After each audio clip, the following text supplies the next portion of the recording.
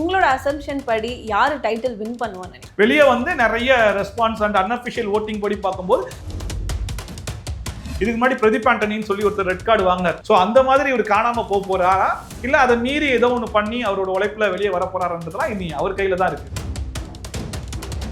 Ticket to ஃபினாலேக்கான first கண்டெஸ்டன்ட்க்கு உங்களுக்கு கொடுக்கறதுக்கு அந்த தகுதி இருக்கிற மாதிரி தெரியுதா? எனக்கு என்னமோ அவ்வளோ இருக்கிற மாதிரி தெரியல. ஏன்னா இப்போ நம்ம உள்ள இருக்கிற கண்டஸ்டன்ட் சொல்றோம். விஜய் சேதுபதி சார் கூட வந்து அரோராக்கு வந்து கொஞ்சம் ஸ்பெஷல் அட்டென்ஷன்ஸ் ஒரு ஸ்பெஷல் ஹைலைட்லாம் இந்த சீசன்ல கொடுக்குறாங்களோ அப்படிங்கிற மாதிரி தான் தோணுது.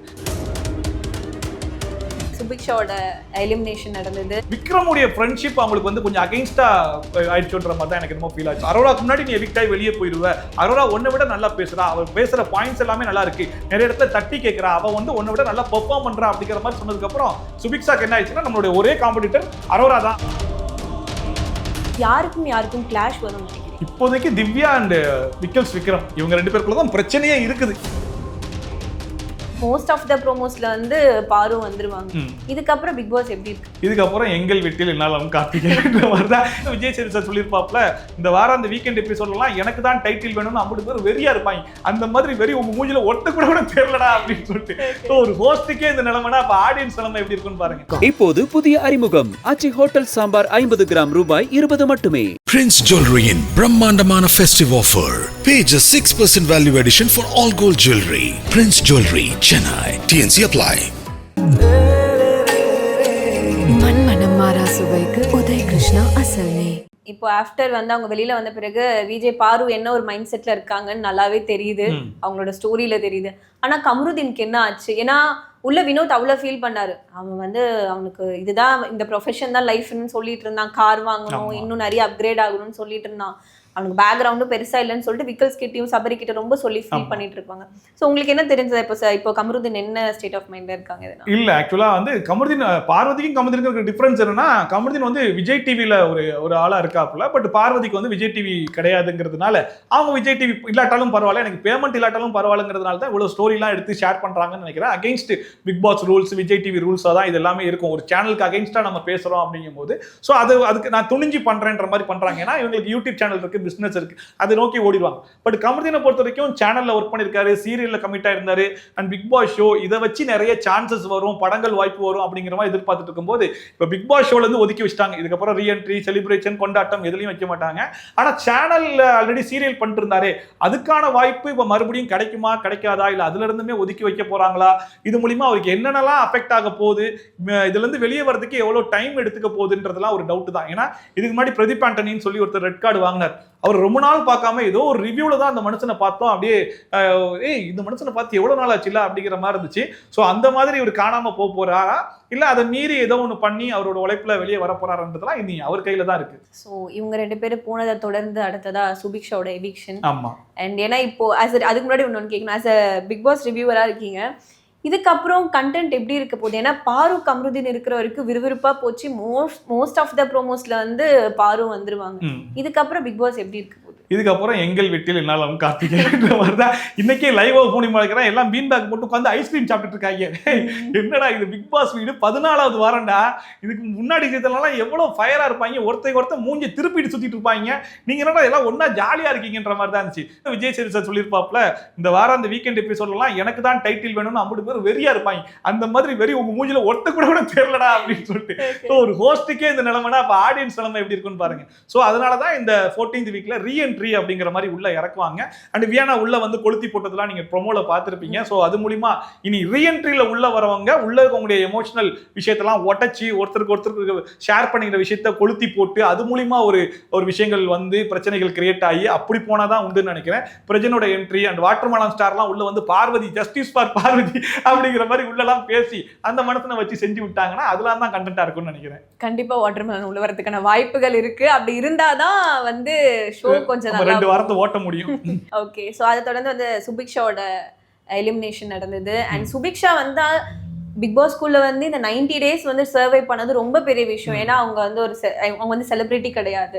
ஸோ நார்மலான ஒரு பேக்ரவுண்ட்ல இருந்து வந்த பொண்ணு. பட் இங்க சர்வே ஆயிருக்காங்கன்னா அது எவ்வளவு பெரிய விஷயமா நீங்க கருதுறீங்க? ஆமா, ஆக்சுவலா வந்து ரொம்ப டேலண்டான ஒரு பொண்ணு. அவங்க உள்ள வந்து சும்மா இருக்காம நிறைய விஷயத்த கத்துக்கணும்னு நினைச்சாங்க. அது நல்லா இருந்துச்சு, நல்லா இருந்தது செகண்டரி. பட் ஆனா பாட்டு எழுதுறாங்க, பாட்டு பாடுறாங்க, பீட் பாக்ஸிங் பண்றாங்க, டான்ஸ் நிறைய விஷயங்கள் வந்து பண்ணிட்டு இருந்தாங்க. பட் எங்க அவங்க வந்து கொஞ்சம் விழுந்துட்டாங்கன்னா, விக்ரமுடைய ஃப்ரெண்ட்ஷிப் அவங்களுக்கு வந்து கொஞ்சம் அகைன்ஸ்டா ஆயிடுச்சுன்ற மாதிரி தான் எனக்கு ரொம்ப ஃபீல் ஆச்சு. ஏன்னா விக்ரமுடைய அட்வைஸ் எப்படி ஆயிடுச்சுன்னா, உன்னோட போட்டி வந்து எல்லா கண்டஸ்டன்ஸ்லாம் கிடையாது, அரோரா மட்டும் தான் உன்னோட போட்டி அப்படிங்கிற மாதிரி மைண்ட்ல போட்டு விட்டாரு. அதாவது உனக்கு அரோராக்கு முன்னாடி நீ எவிக்ட் ஆகி வெளியே போயிருவ, அரோரா உன்னை விட நல்லா பேசுறா, அவ பேசுற பாயிண்ட்ஸ் எல்லாமே நல்லா இருக்கு, நிறைய இடத்துல தட்டி கேட்கிறா, அவ வந்து உன்னை விட நல்லா பெர்ஃபார்ம் பண்றா அப்படிங்கிற மாதிரி சொன்னதுக்கு அப்புறம் சுபிக்ஷாக்கு என்ன ஆயிடுச்சுன்னா, நம்மளுடைய ஒரே காம்படிட்டர் அரோரா தான் அப்படிங்கிற மாதிரி நினைச்சிட்டாங்க போல இருக்கு. இந்த டிக்கெட் ஃபினாலே பாத்தீங்கன்னா ஃபர்ஸ்ட் டாஸ்க்லயும் லாஸ்ட் டாஸ்க்லயும் கடைசி வரைக்கும் அவங்க தான் உட்கார்ந்திருப்பாங்க. யாருக்கிட்ட தோத்தாலும் பரவாயில்ல, அரோரா கிட்ட மட்டும் தோத்தரக்கூடாது அப்படிங்கிற மைண்ட் செட்டுக்கு வந்துட்டாங்களா என்னன்னு தெரியல. அதனாலதான் அந்த கார் டாஸ்க்ல கூட என்னதான் அரோரா தான் வின்னர்னு தெரிஞ்ச அப்போருமே அவங்க தான் லாஸ்டா இறங்குனாங்க. சுபிக்ஷா தான். சோ அந்த ஒரு இடத்துல தான் சுபிக்ஷா கொஞ்சம் தோத்துட்டாங்களோ. விக்ரமோட அந்த அட்வைஸை எடுத்துக்கலாம், பட் ஆனா இவ்வளவு முழுமையா எடுத்துக்க வேண்டிய அவசியம் இல்லைன்ற மாதிரி எனக்கு ஏதோ ஃபீல் ஆச்சு. பட் 90 டேஸ் ஃபார் சுபிக்ஷா இந்த சீசனை பொறுத்த வரைக்கும் ரொம்பவே நல்ல ஒரு விஷயம் தான். அண்ட் இப்போ வந்து அடுத்ததா டிக்கெட் டு ஃபினாலே வந்து அரோராக்கு கிடைச்சிருச்சு ஃபர்ஸ்ட் கண்டஸ்டன்டா. அண்ட் நிறைய பேர் அதை வந்து அக்செப்ட் பண்ணிட்டாலும் சில பேர் வந்து இதை ஏத்துக்க முடியல. ஏன்னா அவங்க ஸ்டார்டிங்ல இருந்து பண்ண சில செயல்கள்னால இப்போ அவங்களுக்கு அரோராக்கு அது வந்து ஜென்யூனா கிடைச்சது. ஏன்னா இப்போ அவங்க வந்து பிக் பாஸ் ஸ்கூல் எப்படி இருக்காங்கன்னா, ஆஸ் ஆடியன்ஸா எங்களை பொறுத்த வரைக்கும் ஒரு பிரின்சஸா வந்து கருதப்படுறாங்க. சபரி, வினோத், மெயினா விக்கல்ஸ். ஏன்னா அவர் தான் அப்படியே ஒரு பிரின்சஸான ஒரு கவரேஜ் மாதிரி அவங்களுக்கு கொடுத்துட்டு இருக்காங்க. இது ஜென்யூனான ஒரு டிக்கெட் டு ஃபினாலேக்கான ஃபர்ஸ்ட் கண்டஸ்டன்ட்க்கு இவங்களுக்கு கொடுக்கறதுக்கு அந்த தகுதி இருக்கிற மாதிரி தெரியுதா? எனக்கு என்னமோ அவ்வளோ இருக்கிற மாதிரி தெரியல. ஏன்னா இப்போ நம்ம உள்ள இருக்கிற கண்டஸ்டன்ட் சொல்றோம், விஜய் சேதுபதி சார் கூட வந்து அரோராக்கு வந்து கொஞ்சம் ஸ்பெஷல் அட்டென்ஷன்ஸ், ஒரு ஸ்பெஷல் ஹைலைட்லாம் இந்த சீசன்ல கொடுக்குறாங்களோ அப்படிங்கிற மாதிரி தான் தோணுது. ஏன்னா அரோரா உள்ள வரும்போது ஒரு பேட் நேமோட தான் உள்ள வந்தாங்க. பட் அதை சரிப்படுத்தி வெளியே அனுப்புறதுக்கான எல்லா வேலைகளையும் நாங்க பார்ப்போம் அப்படிங்கிற மாதிரி விஜய் சேதுபதி ஒரு இடத்துல சொல்லியிருப்பாப்ல, உங்களுக்கு நான் வந்து ஒரு புது விதமான அரோராவை பிரசன்ட் பண்றோம் இந்த சீசன் மூலியமா அப்படிங்கிற மாதிரிலாம் இது பண்ணியிருப்பாரு. நேற்று அட்வைஸ் பண்ணும்போது கூட கொஞ்சம் அவங்க அரோராக்கு வந்து கொஞ்சம் ஸ்பெஷல் அட்டென்ஷன் கொடுத்து அட்வைஸ் பண்ண மாதிரி தெரிஞ்சு. இதெல்லாம் வச்சு பார்க்கும்போது எப்படியாச்சும் போன சீசன்ல சௌந்தர்யாவை கொண்டு வந்து ரன்னரை பார்க்கணும் மாதிரி இந்த சீசன்ல அரோராவை கூட்டு வந்து ரன்னரை பார்க்கணும் அப்படிங்கிற ஒரு மைண்ட் செட்ல தான் கொண்டு போறாங்களோ அப்படிங்கிற மாதிரி தான் தோணுது. இது எந்த சீசன்லயுமே உடம்பு போட்ட கண்டஸ்டன்ஸ்லாம் நாங்க பார்த்தது கிடையாது. உள்ள வந்து உடம்பு இழைச்சிட்டு தான் போவாங்க. இங்க அரோராக்கு உடம்பு போட்டிருக்கோன்ற மாதிரி, என்னடா இவ்வளவு சொகுசாவடா இருக்கீங்க பிக் பாஸ் வீட்டுக்குள்ள வந்து அப்படிங்கிற மாதிரி. எப்ப பார்த்தாலும் ஐஸ்கிரீமோட சுத்துறாங்க, இல்ல ஒரு ஆப்பிள கையில எடுத்து சுத்துறாங்க, ஆரஞ்சு மாதுளை இருக்காங்க. நல்லா ஜாலியா இருக்கிற ஒரே சீசன் தான். பிசிக்கல் டாஸ்க் கூட எதுவும் அவ்வளவு இதா கொடுக்குற மாதிரி தெரியல அப்படிங்கிற மாதிரி இருந்துச்சு. ஸோ டிக்கெட் ஃபினாலே அரோராக்கு கொஞ்சம் சாதகமா அமைஞ்சிருச்சு. அண்ட் ஃபர்ஸ்ட் ஃபைனலிஸ்ட் அப்படிங்கறத வந்து அக்செப்ட் பண்ணிக்க முடியாத மாதிரி தான் இருக்குது. பட் ரன்னர் அப் ஆனா அது இன்னும் எப்படி இருக்கும்ன்றது தெரியல. உங்களோட அசம்ப்ஷன் படி யாரு டைட்டில் வின் பண்ணுவான்னு நினைக்கிறீங்க? கானா வினோத்துக்கான சான்சஸ் தான் அதிகமா இருக்குது. ஏன்னா உள்ள எவிக்டாய் வெளியே வந்த கண்டஸ்டன்ஸ் வாயால இருந்து அவருடைய பேர் தான் வந்து வருது. ஏன்னா வெளியே வந்து நிறைய ரெஸ்பான்ஸ் அண்ட் அன்அஃபிஷியல் ஓட்டிங் படி பார்க்கும்போது கானா வினோத்துக்கான ஓட் பேங்க்ங்கிறது ரொம்ப அதிகமா இருக்குது. ஸோ கானா வினோத் தான் டைட்டில் அடிப்பார்னு நினைக்கிறேன். பட் ரன்னர் அப் அப்படிங்கிறது ஸ்டில் கேள்விக்குறி தான். அது வந்து விக்கல்ஸ் விக்ரமுக்கும் வரலாம், திவ்யாக்கும் வரலாம். திவ்யாக்குலாம் ஹெவி பிஆர் ஒர்க் இருக்குன்ற மாதிரி சொல்றாங்க. பிளஸ் வந்து அவருடைய பிரதர்லாம் 200% கன்ஃபார்ம் மட்டும் உன்ட்ட சொன்னா போதுமா, நீ புரிஞ்சுப்பியாமே அப்படின்னு உள்ளே வந்து சொல்றாப்புல. ஸோ இதெல்லாம் என்னடான்றது தெரியல. ஸோ பிஆர் ஒர்க்ன்றதை வச்சு ஒரு பக்கம் இருக்கலாம். ஸோ கண்டஸ்டன்ஸ் ஜெயிக்க போறாங்களா இல்ல வெளியே இருக்கிற பிஆர் ஜெயிக்க போறாங்களா, எந்த பிஆர் டீம் ஜெயிக்க போகுது அப்படிங்கிறது தான் அந்த ரன்னர் அப்புக்கான கேள்வி. ஸோ இப்போ உள்ள வந்து டாப் 6 கண்டஸ்டன்ஸ் இருக்காங்க.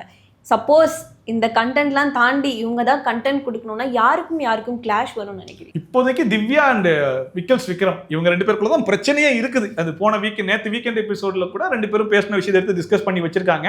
பட் அவங்க கூட அடிச்சுப்பாங்களா அப்படிங்கிறது இப்ப டவுட்டா தான் இருக்குது. ஏன்னா இந்த கார் டாஸ்க்ல எல்லாருமே பேட்சப் ஆயிட்டாங்கல்ல, எல்லாரும் கட்டப்புறன்னு சொன்னாரு விக்கல்ஸ். ஆமா, அந்த இதெல்லாம் விட்டுருங்க. பட் ஆனா இந்த விஷயத்துல திவ்யா பேசுறதுக்கு நான் கோவில் கட்டுவேன் டாப்ல. சோ அதுவுமே பிரச்சனை வருமான்னு தெரியல. இதுக்கப்புறம் எல்லாருமே பீன் பேக் போட்டு ரவுண்டா உட்காந்து பாட்டு பாடி டான்ஸ் ஆடி ஒரு செலிப்ரேஷன் மோட்லயே கொண்டு போய் முடிச்சிருவாங்க போல இருக்கு. பட் ஆடியன்ஸ் ஆகிய நம்ம தான் இதுக்கு வந்து எப்படி பாக்குறதுன்னு தெரியல. சோ இப்போ வந்து நீங்க ரிவ்யூவர் ஷஃபியா இல்லாம ஒரு பிக் பாஸ்ல இருக்க ஒரு ரசிகனா ஷஃபியா கேட்கிறேன், உங்களுக்கு எந்த கண்டஸ்டன்ட் இப்ப இருக்கிறவங்களுக்கு பிடிச்சிருக்கு? ரொம்ப பிடிச்ச கண்டஸ்டன்ட் சொல்லி பார்த்தா ஆக்சுவலா ஓரளவுக்கு ஃபன்னா ஜாலியா கொண்டு போறது கானா வினோத்தோட அந்த ஹியூமர் சென்ஸ் இருக்கு இல்லையா. ஸோ அது வந்து எனக்கு பிடிச்சிருக்கு. ஏன்னா இப்போ விக்கல்ஸ் விக்ரம் ஒரு காமெடியன் அப்படிங்கிறதுனால அவர் ஸ்டாண்டப் காமெடியை தான் உள்ளே வந்து ட்ரை பண்றாரோன்ற ஒரு ஃபீல் இருக்கு, நேச்சுரலா இல்லை. பட் கானா வினோத்தோட அந்த சென்ஸ் ஆஃப் ஹியூமர்ங்கிறது ரொம்ப நேச்சுரலா இருந்துச்சு. ஈவன் இந்த டாஸ்க்ல கூட ஹாப்பியஸ்ட் கண்ட்ரி எதுன்னு கேட்கும்போது தாய்லாந்து அதெல்லாம் கேட்டு செம்ம சிரிப்பா இருந்துச்சு எனக்கு. ஸோ அவர் அறியாம அவரோட இன்னசென்ட்ல ஒரு சைட் ஆஃப் காமெடி இருக்கு, பிளஸ் வந்து அவரோட சென்ஸ் ஆஃப் ஹியூமருங்கிறது இன்னொரு பக்கம் இருக்குன்னும் போது அது இந்த ஷோவை ஓரளவுக்கு தூக்கி நிப்பாட்டி இருக்கு. ஸோ அதனால எனக்கு வந்து கானா வினோத் ஓரளவுக்கு பிடிக்கும். ஏன்னா கானா வினோத் அவர்களோட ஒரு ரீலுமே மனசுல நிக்கிற மாதிரி தான் இருக்கு. வாட்டர்மெலான் ஸ்டார் வந்து அது எனக்கு தெரியும், நான் பாத்துக்கிறேன் சொல்ல போய் ஒரு லுக் விடுவாரு, அதுவா இருக்கட்டும். இப்ப ரீசெண்டா அவங்க ஒய்ஃப் வந்துட்டு போனதா இருக்கட்டும், அப்படியே ஒய்ஃப் பர்சன் புரியுது சொன்ன அந்த சீனா இருக்கட்டும், எல்லாமே சூப்பரா இருந்தது. இன்னும் கொஞ்ச நாள் தான் இருக்கு. ஸோ ஓவராலா தெரிஞ்சிடும், கொஞ்சம் ப்ரெஷரும் நம்மளுக்கு கம்மியாயிடும். இப்போ பாரு கமருதீன் போன பிறகே கொஞ்சம் ப்ரெஷர் கம்மியாயிடுச்சு. அண்ட் இதுக்கப்புறம் என்ன நடக்க போகுதுன்னு பொறுத்திருந்து பார்ப்போம். உங்களோட அப்டேட்ஸ்ல நாங்க பாக்குறோம். Thank you so thank you. இப்போது புதிய அறிமுகம் ஆச்சி ஹோட்டல் சாம்பார் 50 கிராம் ரூபாய் 20 மட்டுமே. Prince Jewelry in Brahmandamana festive offer.